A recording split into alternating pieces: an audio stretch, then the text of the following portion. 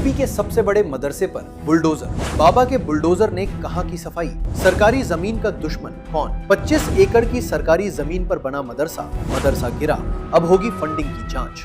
अब कोई किसी गरीब की जमीन पर कब्जा नहीं कर सकता है।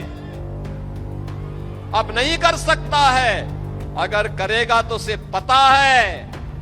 अब करेंगे तो उसे मालूम है कि बुलडोजर आएगा, संपत्ति को फिर से जब्त करवाएगा, अवैध कब्जे को तो हटाएगा ही हटाएगा, बाप दादों की अर्जित संपत्ति को भी एक कब्जे में लेकर के गरीब का मकान बना करके गरीब को वितरित कर देगा।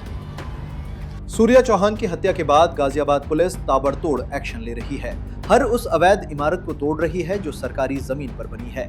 प्रशासन ने सरकारी जमीन पर बने अवैध मदरसे को ध्वस्त कर दिया है जो 25 एकड़ में फैला हुआ था। इस जमींदोज करने में प्रशासन को 5 बुलडोजर की मदद लेनी पड़ी, 3 प्लाटून आरआरएफ की, 2 कंपनी पीएसी और करीब 500 पुलिसकर्मी दूसरे जोन से बुलाए गए थे, जबकि 300 स्थानीय पुलिसकर्मी और 8 थाना प्रभारी मौजूद थे। आप सोचिए कितनी बड़ी फौज को बुलाया गया इस अवैध मदरसे को हटाने के लिए। अब इस मदरसे के संचालक के खिलाफ मुकदमा दर्ज किया गया है। साथ ही अब मदरसे की फंडिंग की भी जांच की जाएगी।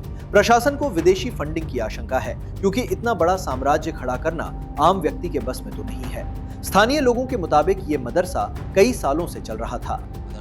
मदरसा बनाया था पैसे वालों आदमियों ने, अरब कानून ने तोड़ दिया ये।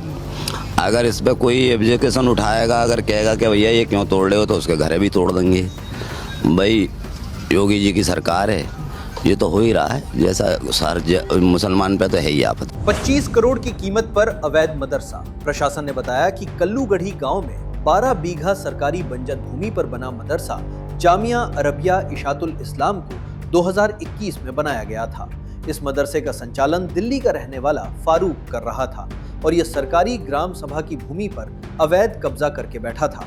इस मदरसे में 7 कमरे थे। इस पर 2025 में जुर्माना लगाया था और अब मदरसे को ध्वस्त कर दिया गया है। इसकी कीमत करीब 24 से 25 करोड़ रुपए बताई जा रही है। फारूक पर 1 करोड़ 23 लाख का जुर्माना। प्रशासन ने मदरसा संचालक फारूक के खिलाफ सख्त एक्शन लेते हुए 1 करोड़ 23 लाख रुपए का जुर्माना लगाया है। साथ ही मुकदमा दर्ज कर पुलिस की कई टीमें फारूक की तलाश में जुट गई है।